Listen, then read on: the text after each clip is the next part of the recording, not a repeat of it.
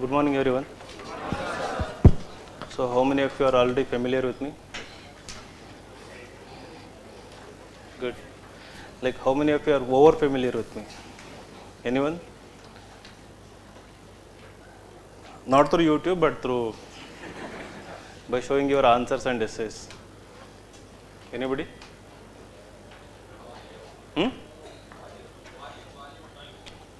Volume, ಮುಂದೆ ಬರ್ರಿ.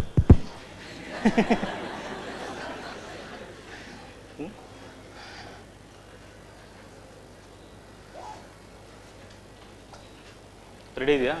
Okay. So once again, good morning. Yeah. So you remember my orientation? Yes, sir. So can somebody sum up like what are all the things that I had told you? CSAT. What? Okay. So how many of you, of course there are few missing people also. So that day I remember it was fully packed, right? Some of them may be watching online also. Now how many of you faced those problems in this journey? Like you started in March, right? Yeah. So did you go through bouts of self-doubt now and then? Lack of discipline? So how did you address lack of discipline? If you are here today, that means somehow you have overcome that lack of discipline. So what did you do? So today's session is about taking stock of the things, that to know whether you people are in the right direction, and if there are any issues to address them, to ensure that you are always kept in the right direction. And the second part of the class will be about essay. So I'll talk about how to start essay. That is the issue everyone is facing. So most of you have this fear, like I cannot write essay because lack of content. So your the older batch, I made them write an essay on bottle. I kept a khali bottle, not fully empty, but so half-filled bottle, and then I told them this is a Bisleri bottle. You write an essay on that, right? So I'll come to that. Maybe today I'll search something and maybe on the black board itself, or maybe on the inside logo or something. We'll see. So I'll make you write something in this class today, so that you initiate to writing the essay. So before we move into that thing, we should not use the word thing. I tell people, don't use the word thing in your essay. So before we move into essay part, so let us understand first how this OGP is going for you, and what are all the issues that you have been facing, and how did you address those issues. Can somebody talk about it? You said self-discipline, right? Okay. So how did you address? So what made you come back to preparation, your books, your classes, notes? So which factors? I think you're still suffering from self-discipline problem. So that is why. So what are the other issues that you faced? Being consistent. Okay. So being consistent with the classes, more or less you people do. But what happens after the class? That is the issue, right? Okay. So what are the other issues that you are facing? Lack of consistent time management. So now it feels like 24 hours is very less for you, right? In a day. Right. In other places, it is like plenty of time, 24 hours. So I have so much time, like what to do.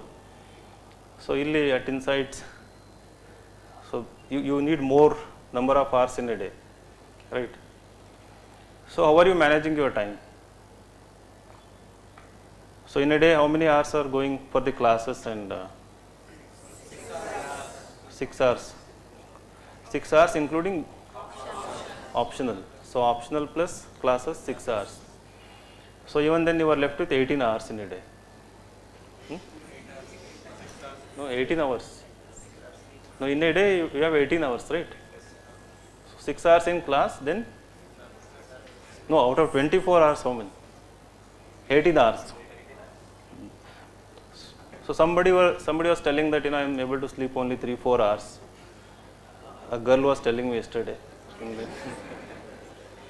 And then I see there are 18 hours. So out of 18 hours, you, like boys, you might be sleeping 8 hours, right?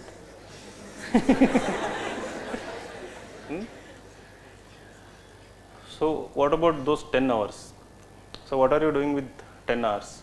So then you will say, I have to brush my teeth, I have to take bath, lunch, dinner, breakfast, small break in between, tea break, coffee break. This coffee business is like booming like anything. I almost see every time some people, mostly in pairs, right? So always in front of the coffee shop. So there was only one coffee shop before when we came. Then he opened another shop. So just like we opened another branch, so he was also able to open more branches, right? So the business is booming here, and you people are contributing, right? So time goes in coffee, and then commuting, yeah, correct. So commuting, like how many of you are commuting from distant places? Like from where? Kengeri, very far Kengeri. Huh? Nandini Layout. Yes. Where is it?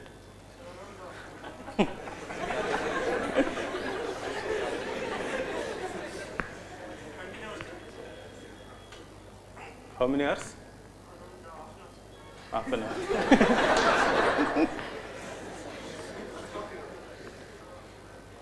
Anybody traveling from Hyderabad or? No, right?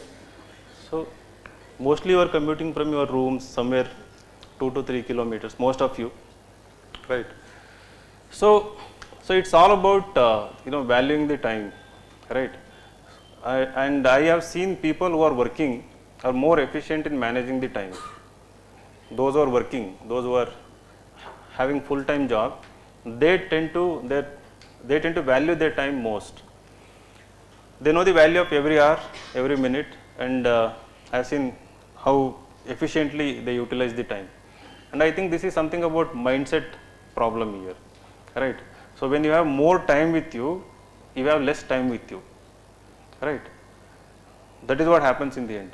So you have more time, somewhere the mind is a bit more relaxed than it is when you are having a full-time job. So I'll come to that part, how to divide your day between various programs and all. So before that, again I want to understand what are the other issues that you are facing. So let me start with, what about answer writing? From day one, we made it part of the OGP. How many of you have written answers on a daily basis? So what about others? Problem with pen, ink? So what was stopping you from writing answer? Those who didn't write. So the usual problem, like I have fear, I don't know how to write. I don't know how to structure. I don't know how to write introduction. So these are the usual complaints. And then what about daily MCQs that we were giving to you? Are you able to do it? See, MCQs like right. It is like cake eating. So this answer writing is mudde. Right. So anything that is easy, the mind thinks that we'll go for it, right? And what about revision of classroom notes on a daily basis? So how many hours you were able to spend on that? 2 hours. So whatever happens on that day, you go back and revise it for 2 hours. You were able to do that. Very good. And what about reading that from NCERT textbooks?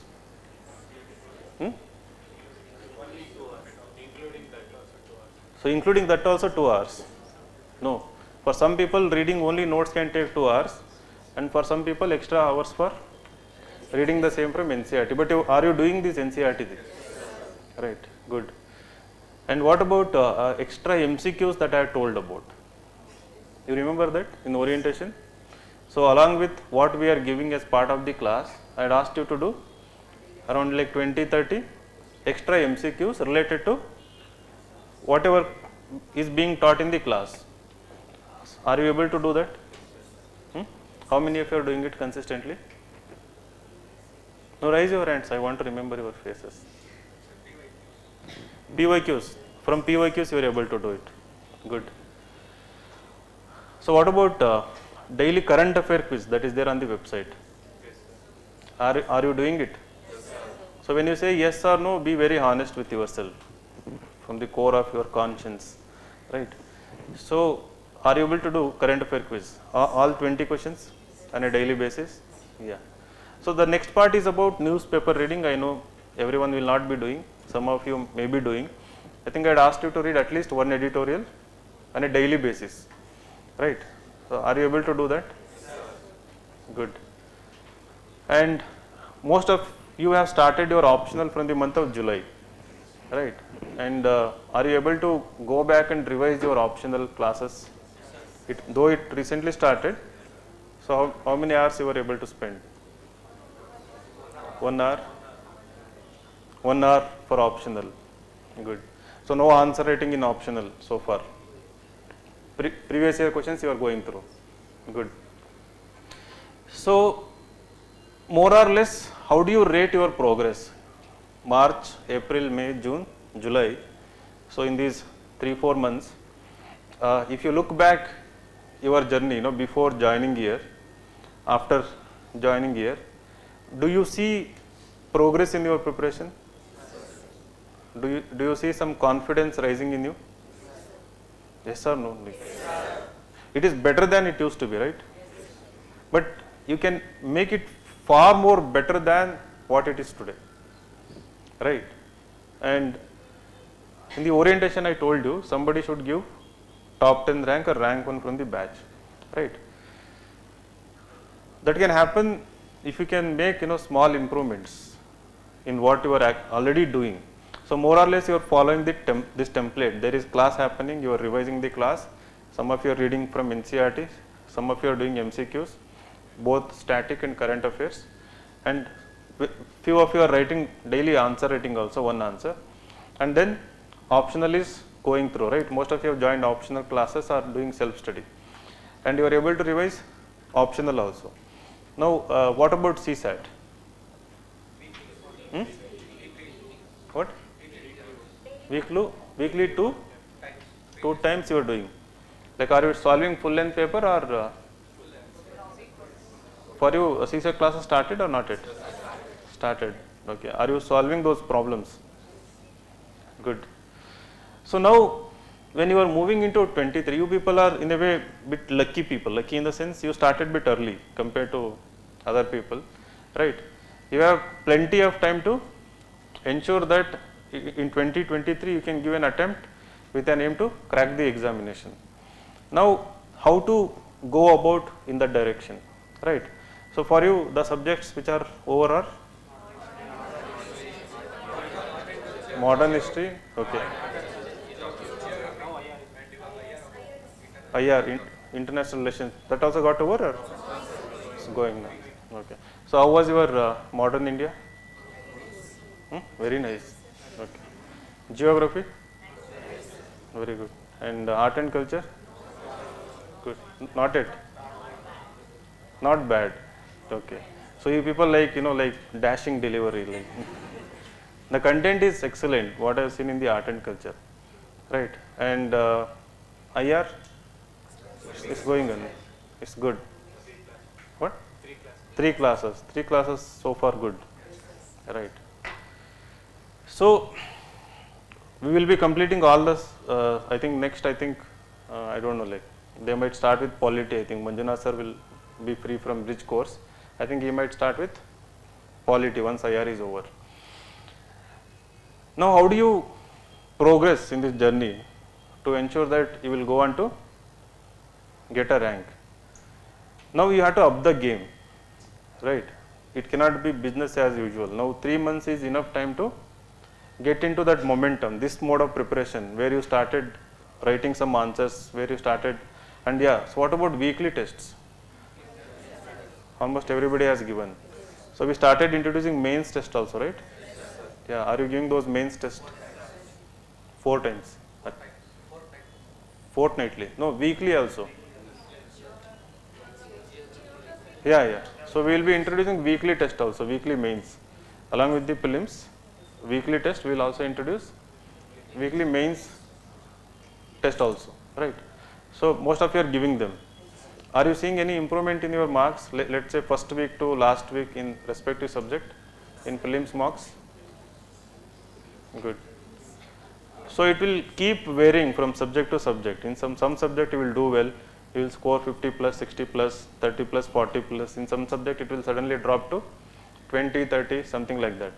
So but when all the subjects get over, when you keep doing all these weekly tests, daily questions, you will start seeing so much jump, in your marks from January onwards, right? It is all combination of answer writing, solving MCQs, the number of times you revise, the class notes, everything, and the way you read NCERT also. Now coming back to the question now, right?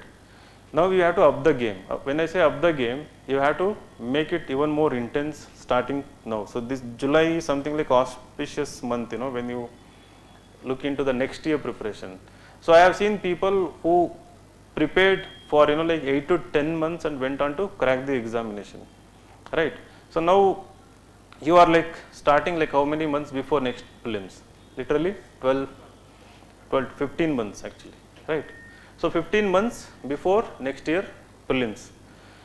You have around how many months for prelims now? 10 to 11 months you have. Now show ambition in your preparation, right?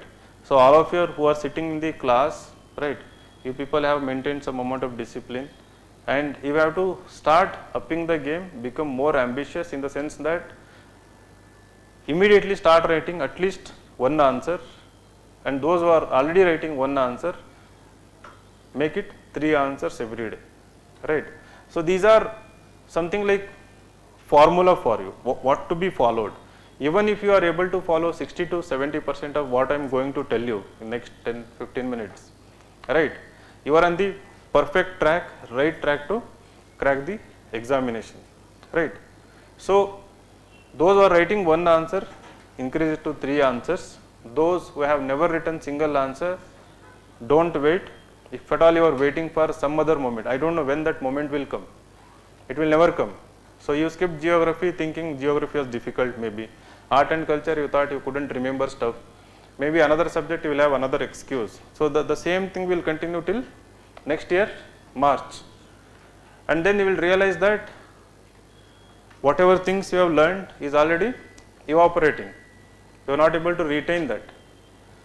Which means you have not only wasted 1 year of time, you have also wasted a part of your youth, money, energy, everything, right? So this is the truth about the examination. So if you haven't written any single answer, so this is the moment, ensure that today itself you go and write anything nonsense, right? You don't have to write perfect answer, you don't have to write well structured, well presented, an answer with extremely good content, right? Don't wait for anything. Don't try to write a perfect answer. You pick a very easy question from IR, art and culture, modern history, geography, very easy question, and start something. If you are not writing answers, you are not in the game. You are not in the game for UPSC, you are not in the game for KPSC, you are not in the game for even sub-inspector exam also, right? You are simply wasting your time. I usually don't say straightforward things like this, but you are actually wasting your time. You are wasting your time, the parents' hopes, so all the people who are having high hopes on you, it is all being wasted. So now you might ask, like, why this so much focus on answer writing, why this emphasis on answer writing, right? So when I say you have to write the answer, so what is so positive about it? Why you should write? Right. You will get more clarity about your concept, you will remember concept, it will add to your confidence, of course. Now, so I told in the orientation also, I remember, So the way this examination is evolving is, it is trying to test your overall individuality, your overall personality, right? And anything that makes you to think independently, anything, any act you do, any process you're part of that makes you think independently will reward you handsomely in this examination. Now listening to the classes, reading, revising, and then maybe memorizing and trying to do good, decent in MCQs is not helping you in any way. It is also not helping you to clear prelims also. Even if you do 1000 questions on MCQs, without answer writing, it is not going to help. Now answer writing has direct implication for both prelims GS1 scores, right? Of course, mains, and then in the interview as well. The reason is that when you look at a question, when you take up a question, so when OGP people are bringing these questions, I see that some people are not able to understand the demand of the question. Even if somebody understand what is the demand of the question, they are not able to structure, like divide question into different parts and allocate weightage according to the demand of the question, right? So even if they are able to do that, they are not able to write good introduction, a thoughtful introduction, and in the body they are not able to produce a quality content in terms of quality example and quality arguments, right? And then even if they are able to do, they are following a very predictable structure, given by a topper or followed by looking at the topper's copy, they are able to imitate, a predictable structure. So even that is not going to help you. Now, but if somebody is doing that, they are already on the road to progress. When you do this repeatedly, when you take up a question, when you interpret the question, understand its demand, and when you start thinking about the answer, most of the questions are not straightforward. They are not asking you enumerate fundamental duties, right? They are not asking you just like what is plate tectonics or something. They will also have some analytical component where you have to put your opinion, where you have to bring something that you have learnt in some other chapter and add to another topic, right? They are making you think, and this thinking process is extremely important for this examination. Now if you are not writing answers, you are not thinking. You may be thinking like throughout the day about so many things, but that is not going to help in the examination. Anything that you are thinking, if you are not giving it a shape, right, that is not going to help it in the sense that you are not going to get better in that. So answer writing, when you do, it helps you retain content very well. For prelims GS paper 1, the questions are getting deeper, more analytical, the options are getting very close, and they are increasing number of options within the question, and they are increasing the length of the option within the question. And now they want you to know one issue or any topic that is related to the syllabus in depth, not just at surface level. You shouldn't just be familiar with that, but you should know it for sure. So we saw these questions, only one pair is correct or two pairs are correct. So they require 100% certainty from your side. And now that is not going to happen only through revision. You have to apply that knowledge. If you are not applying that knowledge on a regular basis, right, prelims MCQ you are applying of course, but the answer is in front of you, right. So there it is elimination. So not like recalling so much of stuff and writing it down from all the dimensions.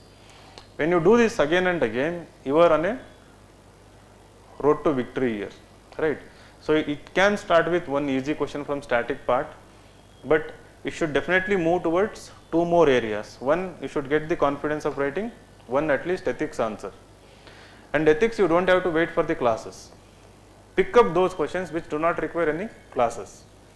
There are questions on happiness, there are questions on knowledge, wisdom, success, why youths are not joining politics, right, what does happiness mean to you, right, why public servants lack values nowadays, what can be done in this regard.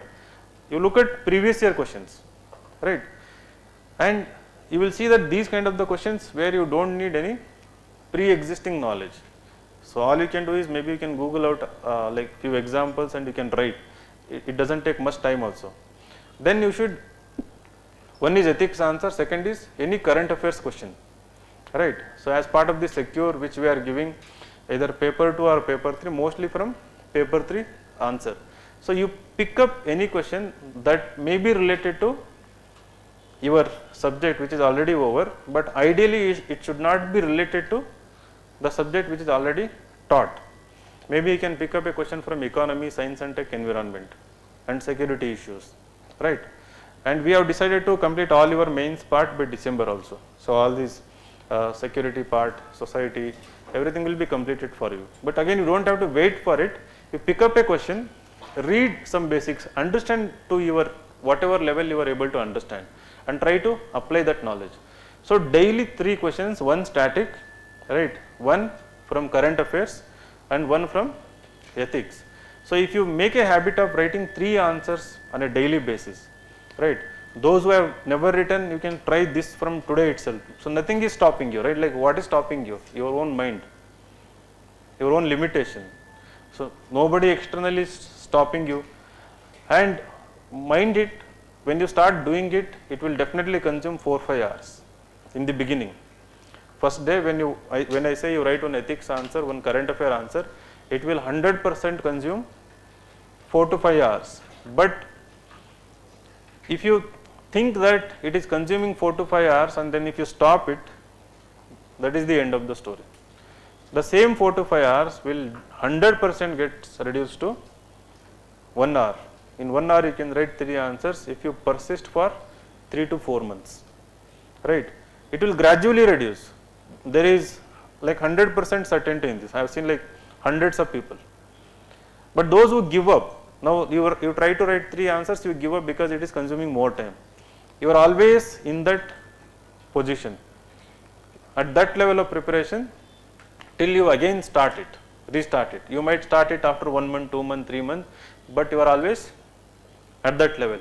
So don't make an excuse saying that it's consuming more time. So in the beginning it can affect your current affairs reading, it can affect your other MCQs, it can affect NCERT reading or something, right. But somehow persist with it, or maybe you can reduce 1 or 2 hours sleep or something. Somehow see that how can you squeeze in the time. This must be your priority, daily answer writing. And there are mentors who can see your answers, right. And then writing daily answers has direct bearing on your weekly and fortnightly tests. You will start seeing the quality of answers you write, right, will enhance so much. So if you don't do daily basis, then again you won't see improvement in weekly test. So because here weekly test differ from subject to subject, you will see that in some subject you will do well, in some subject you don't do well. But when you are able to do your own bit on daily basis, this is what I call it as extra effort, right. So in this exam preparation there is something called as extra effort by an aspirant, right. So apart from classes, apart from tests which we give, anything that you do extra, right, that is what ultimately is going to decide your result. Not just by sticking to our notes, coaching, classes, whatever being done, that will all enhance your knowledge and everything. But you taking an initiative on your own, doing extra bit. Again, this doesn't mean that start reading economy daily basis, polity. I am not asking you to go with another subject on daily basis, right. You are learning something every day on your own, using your own mind, your own brain. You are applying it, and you are getting good at it, right. In the real exam, this part is your savior, right. So that develops that part of your mind which can make its own decisions, right, which can apply itself whenever such situation arises, uncertain situation arises. And if you develop it, cultivate it in strong way, giving it more intense practice, either it is MCQ, that is what that extra MCQ is about, or through more answers, you are on the right path. So what you are doing as part of classes will complement that effort, right. And that extra effort we see in your essay also, we see in your quality of answer also. In essay, when I address in this class, I will tell what is that extra effort. Now, if you are not putting extra effort, what you may be doing is you are conforming to your part of the herd mentality, right? You are doing what everyone is doing. You are not doing anything extra, you are doing what everyone is doing. The same class, same notes, same test, same kind of repetition of answers, right? So, what is that extra you are doing? So, it can be in the optional, it can be in the essay, it can be in ethics, wherever, in all the departments of this examination, that extra is what will save you. This is extremely important, you have to remember this. Otherwise, again, I will repeat, you are not in the race, you are absolutely not in the race. So, I see like so many bright faces here, with all the hopes, dreams. So, you know why you are here, like you have asked that question multiple times. So, why you are here? You are here to not to just give an attempt, right? Not to prove anyone that you can just clear prelims, right? Not to prove yourself that you can write mains or something like this. You are here to crack the exam, and beyond that also, right? It is just part of the process, your bigger dream, whatever it is. So, you are here to crack the examination. Every day, every hour, every minute, anything that you are doing is part of this particular goal of cracking the examination. You should be aware whether you are doing the right things to crack the examination, right? Never ever give any excuse that you don't have enough time. It is all about willpower, right? If you squeeze in time, you always have time, right? So, not to boast of myself, but I used to get tired looking at 10 people in the beginning. So, if I would evaluate like 5-6 essays, it would look like tiresome. So, nowadays on an average I evaluate 30 to 40 essays, morning to evening, right? And I give equal time to everyone. It is not like just randomly read something, send them saying that it is good or anything. I give feedback also. That is in addition to other discount queries and other people coming for admission, other people coming for guidance and everything, right? So, what I have noticed is that if you are serious about what you are doing, if you are passionate about what you are doing, so you will always feel that you have more time to do so many things, right? So, you have to up the game, right? So, tonight like I did not sleep all night. So, my elder son got viral fever. So, in the morning the thought was coming, should I cancel the class or not or something like that. So, and then I felt it is a commitment, right. So, whatever it is. So, then I came and giving the class. So, it is about you taking the responsibility, you owning the responsibility. It can be if you are committed to giving a CSAT test, you are committed and it is an integral part of the examination, you have to give it. Somewhere like today you might decide, yes, after listening to the class I have to go and write at least 1 or 2 answers, right. That is commitment, right. You are committing yourself to something. See, this is not something you are doing to please others, right, to impress anyone or anything, right. It is all part of the growth. You have to feel that growth, you have to feel that the rise in confidence in whatever you are doing. That can only happen if you do it, right, not just think it and stop it. I do not see anyone stopping you from doing it.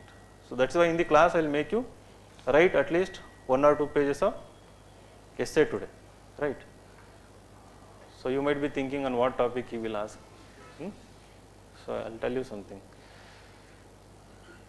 That is one part. And MCQs, not anymore like 20-30, try to minimum 30 MCQs every day. Those who have actually solved these MCQs on a daily basis after your class, have you seen any improvement? Do you see some improvement in that? There is a definite improvement, right. You see your weekly scores go up, you see that you are able to remember more facts or examples, right. So, when you again revise it weekly or monthly basis, then further there is growth. That is one thing. And NCERT is non-negotiable. Some of you might have completed, might not have completed, but ensure that whatever, like for example, geography is over. So, have you read all geography NCERTs? That's very good. So, now when IR is going, you will see that so much application of geography is there, right. So, keep recalling it wherever, like maps and everything, the places. Secondly, so make at least like half an hour to revise these core subjects, modern history and geography, instead of going with polity and economy. Some people want to be ahead, right. They would like to read polity, economy when currently IR is happening or any other subject is taking place. Instead of that, the same time you invest in what is already over. That is what logical thing to do, right. So, you read geography and modern history and art and culture at least half an hour, like you have already read, you are familiar with those things. I think you have a file, right. So, the things you have noted down in the class, spend few minutes just going through them every day, right. So, NCERT of the whatever subject is going on. Now, with respect to IR, there is also one NCERT, right. What is that? Yeah. Read that book, right. So, that book helps you write better essays, right. Similarly, in the polity, there is political theory book is there, and Indian society book is there in class 11th and 12th. So, these books which bring both theory and their application in the real world. Whichever subject is happening, try to read these NCERTs, and from there you will get content for your essays, right. And optional, my suggestion is that don't just stop at listening to the class and revising it. Go with the previous year questions. Keep looking at last 10 to 15 years of questions of your optional, irrespective of any optional. For every optional, previous year question is your first guide and Bible. So, if possible, if not complete answer, at least write the skeleton. Pick up one question or two questions, spend like 5-10 minutes based on what you have learned that day. Just write the skeleton part, if not the complete answer. So, when you start gaining little confidence, when you are able to manage time, like when the time you are giving for secu starts getting reduced, then you can give the time to write at least one optional answer, right. So, now what happens, again weekly essay you should start, right. So, after this class I will tell you. Now, you are writing one ethics answer, right, and then you are writing one optional answer, and then you are doing some current affair questions, static questions, and then you are doing MCQs. So, what it means to your preparation is that by December you will have confidence of answer writing, you will have confidence of essay writing, you will have confidence of answering ethics question. When the ethics class takes place, you will understand the whole thing, and you will be able to use that knowledge in your answers, and then you will gain the confidence of cracking prelims, the so called most difficult phase of the examination. You will have the confidence of cracking prelims as well, right. But doing all these things doesn't take any really extraordinary efforts, right. So, proper allocation of your time, as I said, 6 to 7 hours is going in the class, then you are still you are having like 17 to 18 hours with you. Now, how do you maintain the discipline? How do you? So, for that the formula is anything you do should become a habit. Anything you do on a daily basis. If there is a class, you are coming and attending the class. It has become a habit now, right. At this time there is a class, you will come and attend the class. Similarly, you have to allot a slots in a day for everything that you want to do, right. So, just like we sleep, just like we do the brush, just like we have dinner, breakfast in a specific time, you have to allot. You may not do perfectly in the allotted time. For example, if you are waking up at 6 o'clock, just example, let us assume that 8 o'clock is your class. So, 1.5 hours you have to give it for yesterday's revision. So, whatever you did yesterday, you totally revise that in 1.5 hours. So, that slot will remain consistent for next 1 year or 2 years till you write your mains, that is permanent, right. irrespective of what is happening with you, what is happening with the world, that slot is only for revision. So once you start doing it for like n number of days, like 20, 30, 40 days, you will continue to do that. So then like in the afternoon, like 2 to 5 one slot, and then 5:30 to 6:30 or 7:30 one slot, right. So you have to allot these slots to bring the discipline, and this is not very difficult to do it actually. It doesn't require, as I said, extraordinary effort. It is just like understanding why you are here, right.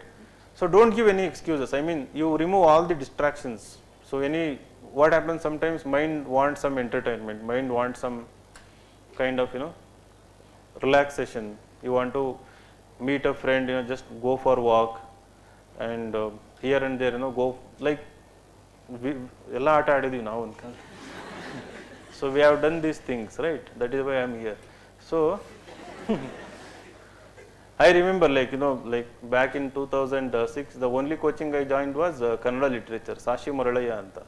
So he was there, and in 2006, so we used to, but then it was like not 24, we had 48 hours in a day, like it used to look like that.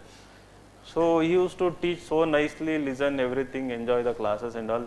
And then well, my room was like, I was living in my friend's room, so it was like 5 kilometers away from there. So at that time, no metro, no pillar, nothing. So no money for auto or anything. It was just like Hawaii slipper and walk 5 kilometers. So while going in that way, like because I was supposed to be little intelligent in the batch, girls used to give me a treat, like So they would take to, I mean, we had a group of like 3 people. There was one rich girl was there, like. So she would always take to hotel, give breakfast or something. It used to be class in the morning, like 6 to 9 something. So while going back, sit there like for 2 hours, you eat, talk, gossip and all, and then walking again, like on the road, you would get any bookshop or anything. As you are an aspirant, right? You are intelligent. So in front of the bookshop, you read EPW and other magazines, So just like pretending like, intelligent. So if there is another boy like talking politics and everything, like by lunchtime would come by then, right? So then go to room, all these I mean useless friends used to really cook well in the lunch. So then have free meal, right? It used to be like there was nobody to tell, like what you are doing is, so everything you are doing is to build insight. Nobody told me that.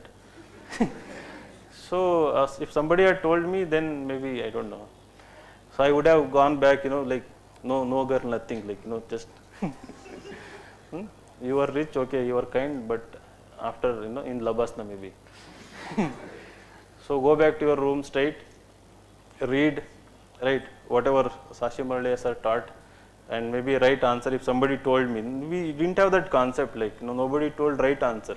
So we were not able to find even previous year question paper also. We didn't know where they existed. There was no website, nothing like you. There was no Telegram, there was no WhatsApp, nothing. So we didn't know where they existed actually. In bookshops, such kind of question banks were not present.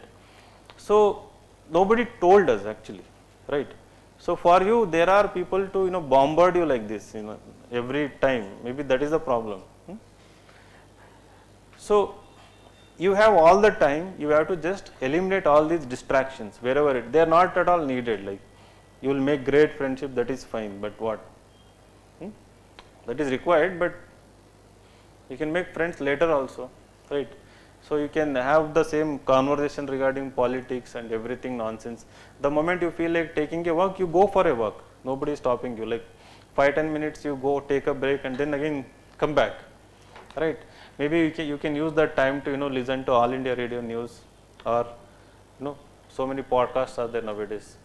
So you use that time effectively to be in this loop all the time. Without stressing yourself, you can be in this loop. You don't have to stress out. It doesn't mean that you are overburdening your mind or yourself, right? If you enjoy what you are doing, right? So for example, you have to be excited, like you choose a question in the morning. So I will answer this question from ethics part, right? Maybe you can listen to a BBC podcast or something on that particular topic, anything, and you be excited about, when I come back I will, write a good answer, or any decent answer. So you learned something, you write and stop it. Now you don't have to, do research or anything. So next day you come to your mentor and you show it. So they will tell you whether it is good or bad, right? So being excited about doing on daily basis, right, will bring so much success. You have to change your mindset basically. See, I keep repeating this because I know everyone is, the odds are against you, right?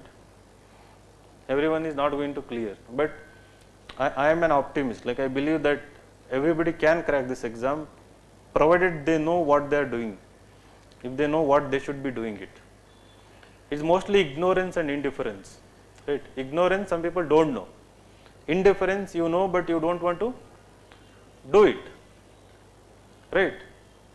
Indifference is, you know, but you don't want to do it for some reason. A part of your mind is stopping you from doing it. So stop that part of your mind, let it go to deep sleep, coma, right? And you be awake all the time. Otherwise, it can appear like repetitive, but for me it is the saddest part of aspirant journey. When you are able to, when you actually have a chance to crack this examination, right? You are not making use of it. Today also morning I tweeted about it. So there is so much resource available. As I was telling, there were no resources at that time. Now you have plenty of resources, but you are not making use of them, right? Resource is not in terms of only notes and materials. Resource can be me, resource can be your mentor, right? Your teacher. So for example, we have toppers who have taken EOL, so who are acting as mentors also, right?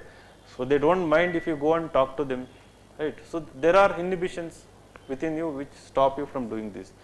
Make use of the resources, right? So I don't say anyone, I can say it, come tomorrow, come day after tomorrow or next week, but I will never say no to anyone who brings any essay or answer, ethics answer or anything for evaluation, right? And I totally appreciate, even if somebody has written 1 page or just half page of essay, and I tell them how to expand it also, right? So we basically encourage you here to do it. So you should understand it. When I am asking you to do these things from coaching perspective, I shouldn't be doing it in the sense that, so why should I burden myself, right? So anyway you are paying money, you pay money, and then I will tell you don't write answers, don't solve MCQs, don't give tests, right? So you do it all, after coaching, completing all topics and everything, you do it. So it is such a relief, right? I don't have to have mentors, no evaluation of your tests, right? So why should I come and sit? I can take my car and go somewhere, enjoy. So why I come here and right? So that is what I meant. There are resources available, but somewhere you people are not making use of them. And never be arrogant, never think that you know more than us. Of course, nobody is doing that. But so I don't see any people, like earlier in the days I used to see 1 or 2, but so they are selling peanuts here and there. So never assume that you can manage on your own, right? In these things, the core things where you need feedback, right? So don't think you will self-evaluate, your essay. To understand the competition, to understand the depth of the competition, you need to speak to those people who know the depth, right? So that is where your ability to make use of resources comes into picture, right? So make use of them. It makes your journey so easy, flawless. The person who writes 1 page essay, I have seen not 1 or 2, so many of them going on to write, easily 10 page good content. Some of them got 140 plus in the actual exam and got ranks also, right? It all starts with writing something ridiculous, rudimentary stuff, and then going on to build upon it. Will you do this? Or is just like in the orientation you listen and, right, this session will happen every month, right? So I'll come here, I'll repeat the same thing, right? And I'll ask the same questions, and it actually worked wonderfully well for the core batch. Most of the core batch students have cleared prelims. Paper 1 like 110, 100 plus. So when I was not doing the session, they were requesting, sir, please do a session. So it was like a wake up call, somebody coming and making you accountable. The core batch is for people who want only intensive answer writing practice, right? So usually people who have completed classes, written mains once or twice, given interview. So they come here because they want to improve their mains marks, right? And some of you, if you can, if you have done well so far, so tomorrow you can just try out the core entrance. There is a entrance exam for this year core batch. So there is nothing wrong. You can just register, right? Offline mode we will be having the test. Come and just give the test. So that is what extra effort. Like you don't know everything, but still you are trying to give the test. You are not aspiring to be part of it. You can do it. But for you in October the core batch will come. Again super core. By then most of the syllabus will be over. So if you are in the habit of daily answer writing and MCQs, you will do well in this October core batch. So November, December, January, February, 4 months you will do only answer writing, right? So logically by that time you should have completed your optional also, right? The core subjects will be over. So you will not be under like any pressure, any excuses will be there at that time. So do these and like give us many ranks, right? You can actually crack. I don't know. So I imagine myself like never sat in classroom like this.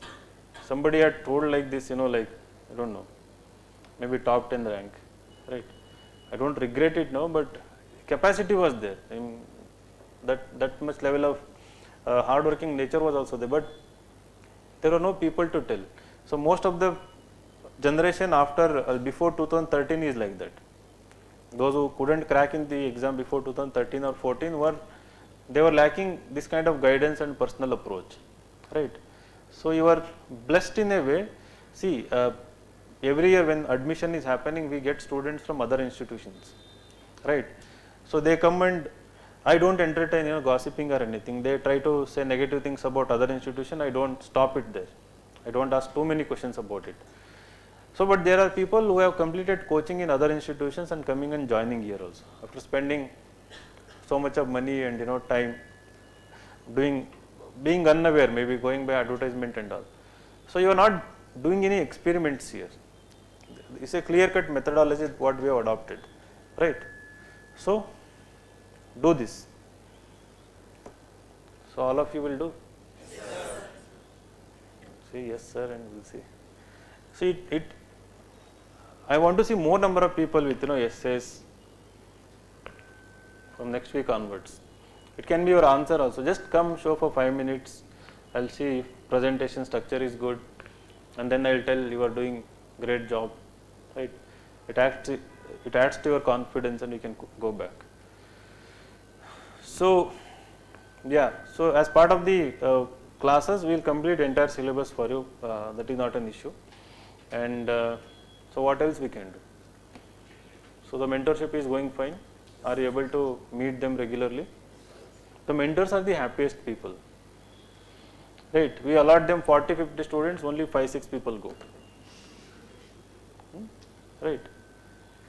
Everyone doesn't go to them, right? On that confidence we get more admissions. Everyone doesn't meet, and we tell them everyone go meet, and like I don't know. Yes, so coming to essay, right? So take your pen and paper.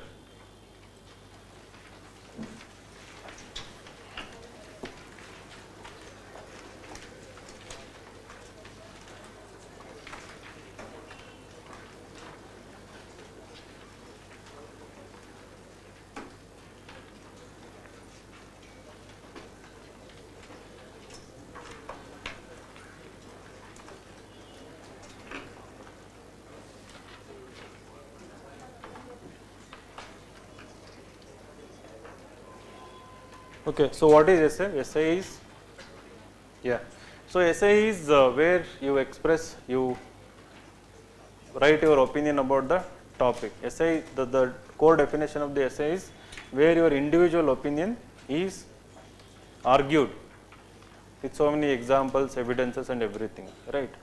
So like in ancient times, if somebody was writing essay, you know, they would have written essay on emotions, anger, war, right, happiness, something like that. And then you had in medieval times, you know, during Renaissance time and other times, people writing essay about political developments, new concepts like democracy. Through essay we got new ideas, idea of democracy, idea of liberty. So someone would write and then people would start following them. So also like, you know, in the, I don't know which era, I read that, you know, people used to write essays and people used to, how a gentleman should behave, right, how a woman should behave in a family, right, so outside how one should conduct. So people, great authors would write, you know, they would be so authoritative because they were kind of new ideas at that time. So people would go on to follow. And you know, I think modern history, so how the writings had impact on the national movement. So both the Western and within India, how people started. So core of the essay is the idea component, right. So whatever you write, the essay, what it will have is idea component, so that your analytical thinking should be evident. So now in the UPSC exam or any other exam, you might have seen, if you want to apply to a big university outside, you have to write an essay. And in the UPSC exam, there is definitely an essay exam. With earlier it used to be one essay, now they have given 2 essays. You have to write 2 essays. Now what is the purpose of including essay paper? What is the purpose of including essay for, you know, your admission into a top university?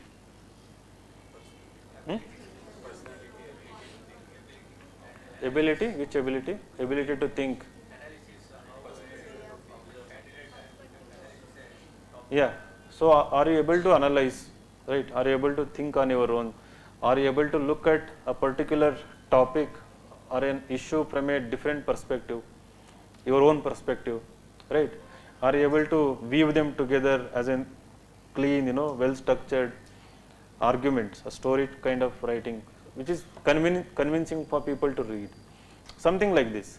Now what has happened, most of the people who bring essays as part of this UPSC preparation lack all these things. Most of them, 90% of them do not have analysis in their essay, right. The thinking part will be totally missing.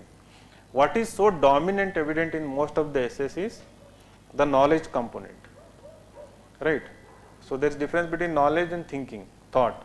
So the knowledge component which you are familiar with, right. So if you are familiar with modern history, if you are familiar with art and culture, we see that in the essay most of the examples come from that particular subject. So instead of analysis, what they do is they have a topic, they look at the topic and they start justifying the topic with n number of example. And you have a dominant way of thinking here, like one is pro examples, pro topic, and one other is some kind of against topic and suggestions in the end, and people end up writing the essay, right. So before I get into this essay thing, you have to remember that essay is something where you have to compulsorily ensure there is a logical thinking, there is your individual thinking registered in the essay in multiple parts, starting with the introduction, in the body, and definitely in the conclusion. Your thinking, your perception, your perspective about whatever the topic is given, right. So that should be the number one priority whenever you write an essay, right. So that can be anything, you know, your opinion can be a very cliched, very obvious one, or it can be totally different, out of the box, out of the world, totally new. It can be anything. But you being total freshers who are going to write your first essay now, right, you have to be mindful of this fact. Otherwise, you will start writing, but you will start writing only the obvious thing, and that will not help you in any way in scoring good marks. This is number one. Now, I'll give you like few things, the mistakes to avoid in the essay first. What are the mistakes that you should avoid in while writing the essay, right? So, number one,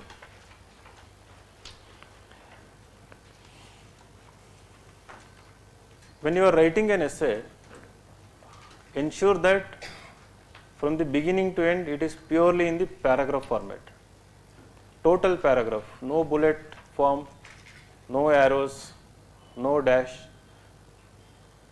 no numbers, no alphanumericals, no diagrams, no maps, no flow charts, right, no boxes, nothing. From top to bottom it is purely written in the paragraph format, right.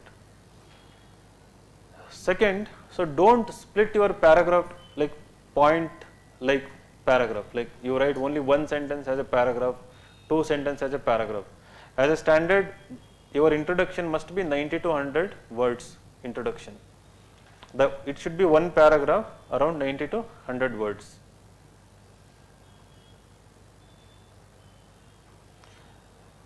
So everybody has these notes book, right, with UPSC, yeah.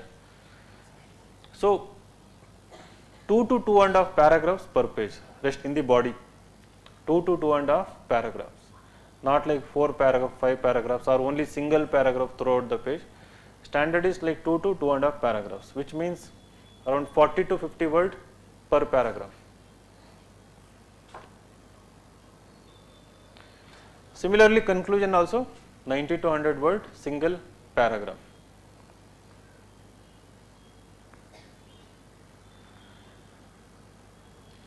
The silly mistakes I have observed when people writing is that, so in the introduction, I will talk about what should be there in the introduction, even when people write general introduction.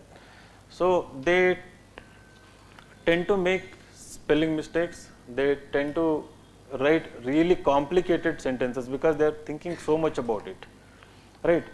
Keep your sentences very short, maybe like 1.5 line or 2 line maximum. Keep your sentences very short. Never allow a spelling mistake in the entire essay, especially in the introduction first 2 sides. Once you write an introduction, read it again, see if there is a spelling mistake or something. And engineers and doctors have this particular problem. For nouns, India is always small I, not capital I, right. Most of the people who haven't written before, the nouns, names, they don't start with capital letter, they use small letter. Ensure that nouns, names are always start with capital letter wherever it is throughout the essay. And your full stop, comma should be properly visible. Some people write without full stop, without comma. After full stop also they start with small letter. You should know that these are like basic school things, but because I have observed these things, I am telling you. So after full stop, you should start with a capital letter, right.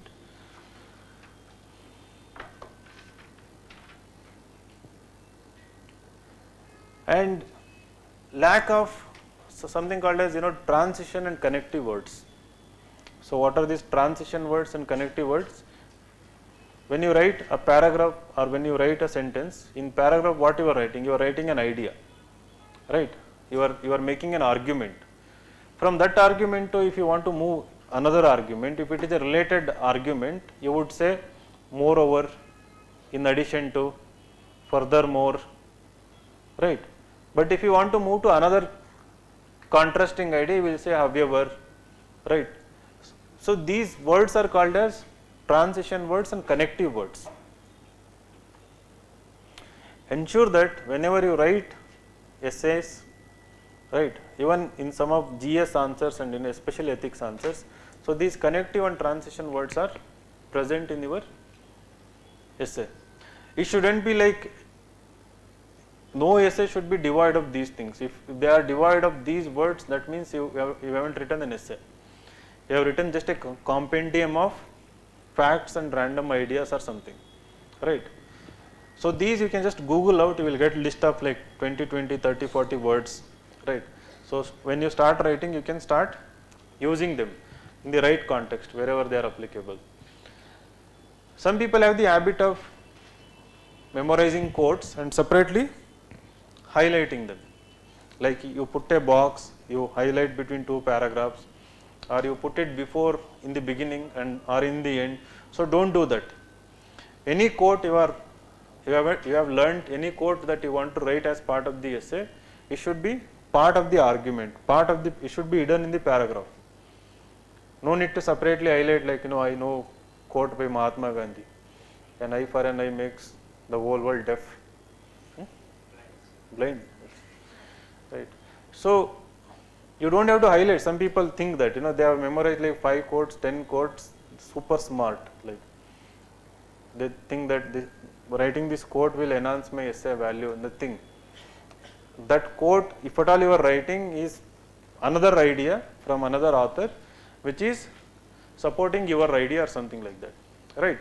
So you can say the same was echoed by Mahatma Gandhi when he said that, then you write in a passive voice, right?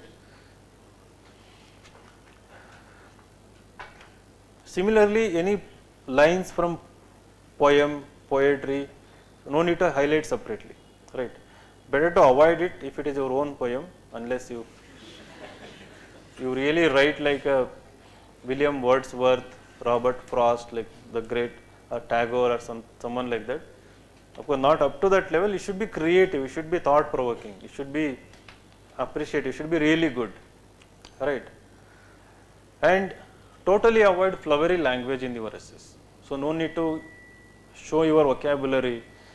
No need to show your literary skills in terms of their like figures of speech.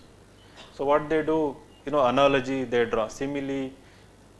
There are some things like they tell example. Any line, can somebody, English literature people or English medium people?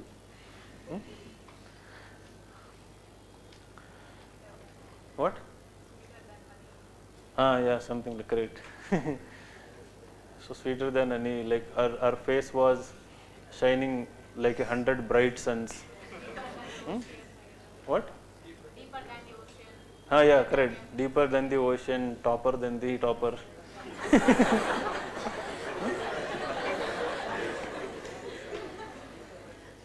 Higher than the sky. Something like this, like avoid. They are turn off in your essay. Like don't write anything like that. So it is not like school, college essay. This is a totally different exercise. This is an exercise in revealing your thinking, revealing your personality as well, as I said. So don't bring the trivial stuff. It should be more mature, more formal as well. The essay, the language, entire language should be more formal in its nature. Avoid casual words, dude, bro. I mean, if somebody want to give a like story kind of thing, they might include. But apart from these, they include. I have seen, like I'm not able to recall, not these 2 words. Nobody writes them, but so some people use casual words, right? So you need to avoid any kind of casual words in anywhere in the essay, right?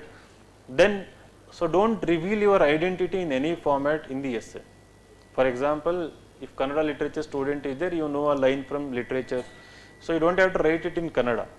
First of all, don't use your native script language. Secondly, even if you want to use Kannada, not even in English also. For example, NA, NNA, Nanna. I mean, you don't have to write that. You can directly write the translated version. You can say, once upon a time, like 12th century Basavana said, work was worship. Example. So you don't have to say Kayakave Kailasa and then, right? So no need to say that. And go for, if at all you want to bring those kind of examples, it should be people who are kind of universally known. So Basavana is known universally, right? Akkamadevi is known. Similarly, maybe Kanakadasa, Purandaradasa, they may know the major Bhakti, Sufi people. So if at all you have learned, in respect to your optional also, right? So it brings to next mistake. What people do is that they try to bring these obscure thinkers from their respective optional and try to show them in the essay. So avoid that. You can bring, like for example, from sociology you can bring Marx, but not like Durkheim or someone like that, right? So somebody whose work was profoundly impactful universally, right? Such kind of names maybe you can bring, but avoid obscure names, and don't reveal your identity in terms of the language you speak, the region you come from. Like too many examples of Karnataka, Bangalore, or Badami, Bagalkot, right?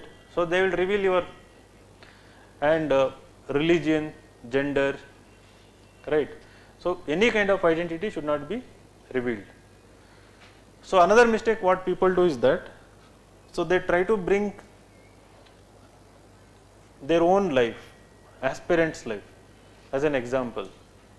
Any motivational, like philosophical topic, there is always an example of UPSC aspirant's life, right? How they overcome failures, right? So how they look at the bigger picture, and how some topper example also they give, they failed in 5 prelims and then they were able to make a comeback, and so they give like all useless examples. So useless because it is not showing extra effort. When you are giving example from your own, not your own life, your own life can be from your school days experience, some college experience. In a generalized way you can give it, but giving an aspirants or UPSC exam as an example in the UPSC essay shows lack of effort and thinking on your part.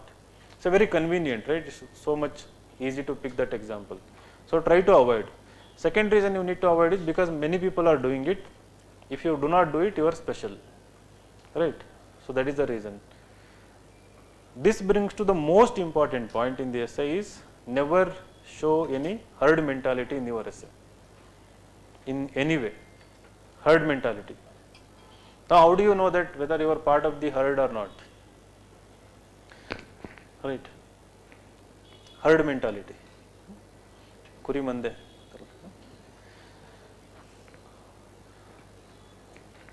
So kurigal nodidiralla, you have seen sheep.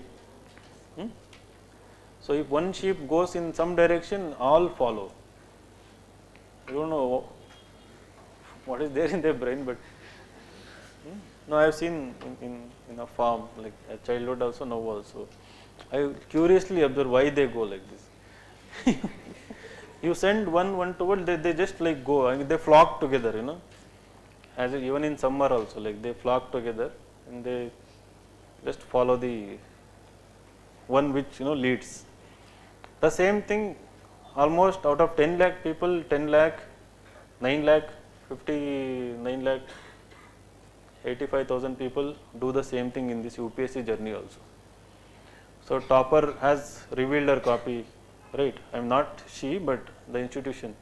So has uploaded her copy, everybody downloads it, and then they start mimicking it, imitation. The same structure, same examples. If Balaji says in his video, you have to write like this, give this example. Monday, Tuesday, I see same examples. When somebody writes after watching the video, in the beginning it is fine. Even I suggest in the beginning, when you are trying to do it in the beginning, imitation is the way forward.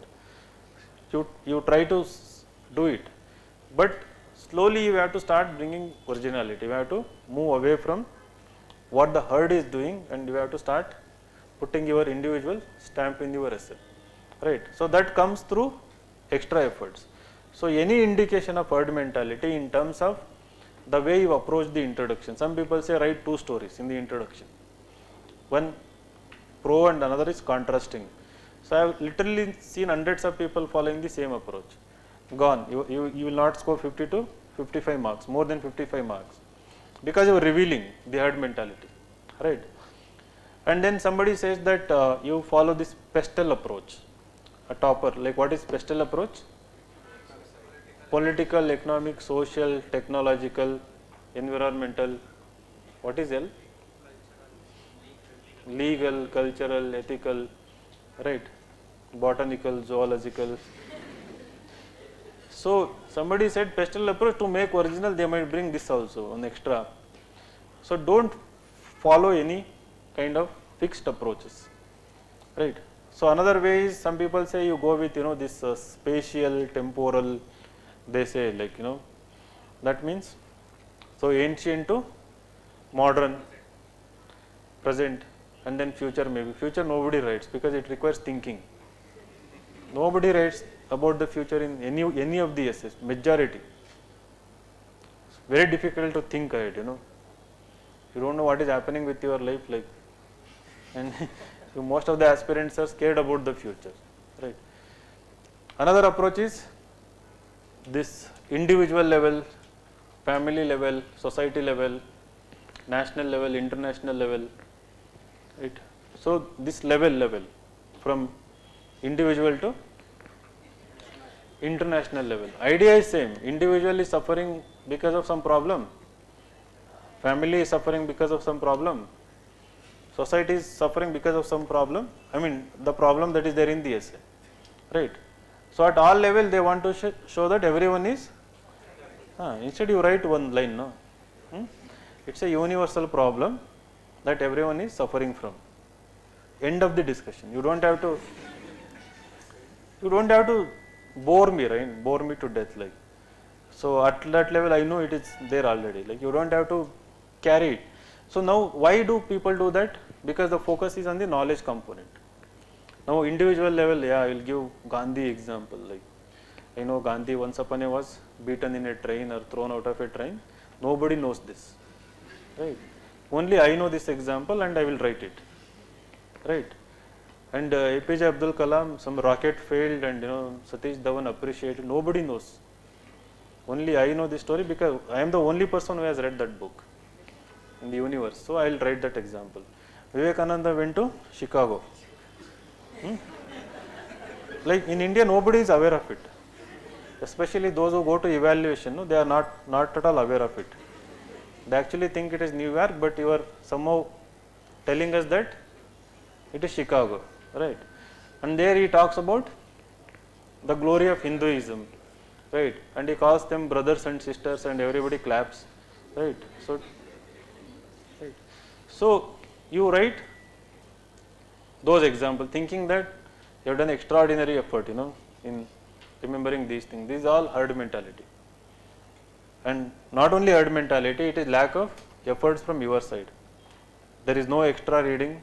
I remember telling you to read books, extra books. How many of you read? At least 1, 2 extra books? Good. Some people have done that. Good. Which book you read? Huh? Art of War. By whom? By? What? Sun Tzu. No, I haven't seen that book. Sorry. What is it about? War tactics. But how everyone knows about it? Okay. Then I should also sit in IR class. Okay. So Art of War. So you had read it before the class? Yesterday. Before the class. Very good. So what about others? You, which book? What? Doctor Strange. Doctrine of Change. Nice. Arundhati Roy. God of Small Things. No, I remember only 1 or 2 books. Okay. Good. So it's the latest book by her. Okay. What is it about? Novel or non-fiction? Non-fiction. So about like. Acha, okay. So blaming India kind of stuff. No, you read it, but don't put it anywhere. Okay. So some people are reading books, so it shows lack of effort because your examples, your quality content come from those kind of sources, which is out of what is being taught in the class, right? Almost everybody gives, so that brings to one herd, as part of herd mentality, avoid these kind of cliched obvious examples. Another, the biggest mistake. These are the few of the biggest mistake. Avoid cliched obvious example. The moment Mahatma Gandhi is coming to your mind, tell him stop. Right? Jappi de do, jao. Okay. So no need to quote him unless you know something really peculiar about him, something special about him that the herd doesn't know. Right? You have read his actual autobiography, you have read commentary on his works, his thoughts, his ideas, principles, right? About all his decisions, movements, about all his actions. Somebody has written, so many people have written, even now everybody writes.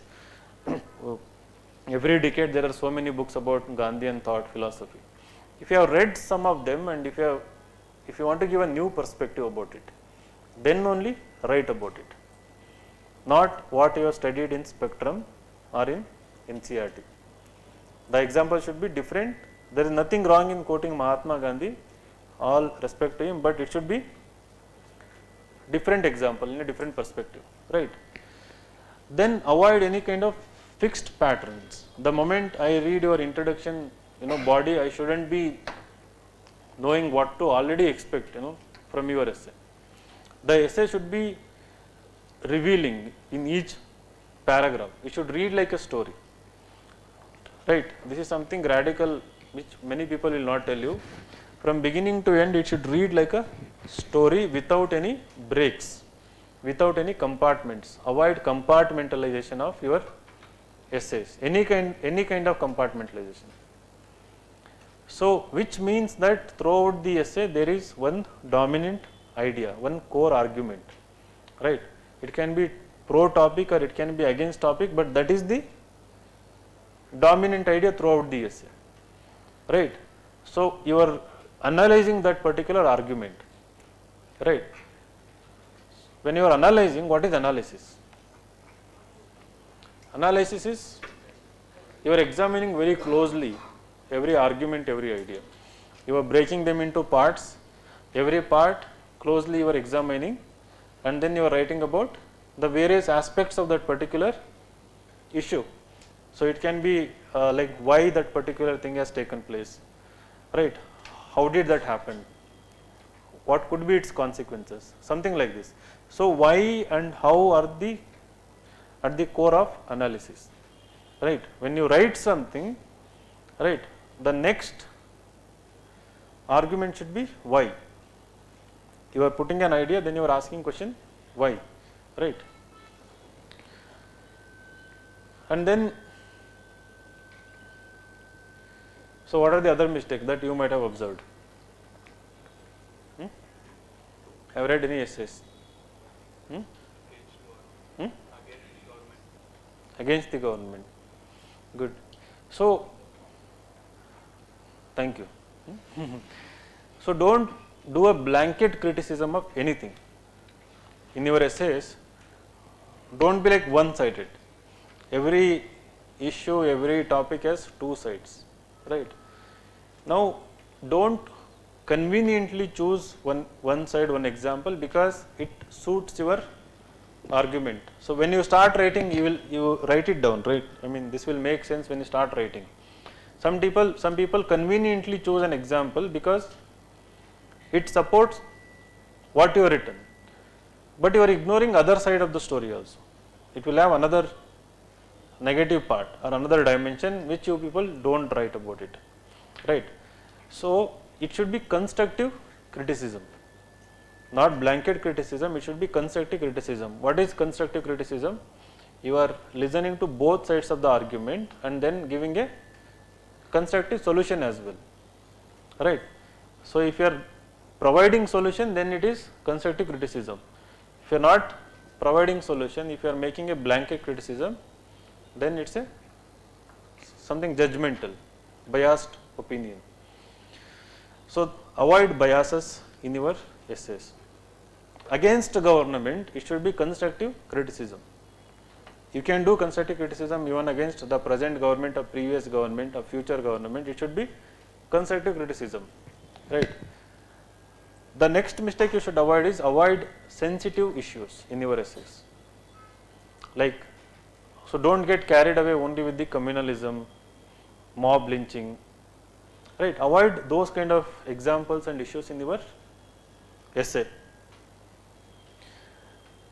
that also is about constructive thinking. There are other issues which require your attention, right? These are all fringe incidences, which is kind of portrayed as if the entire nation is suffering from those kind of issues, right? That is not the case, because you watch media, you read so much about it, it looks like that is the only thing that is happening throughout the country, but that is not always the case.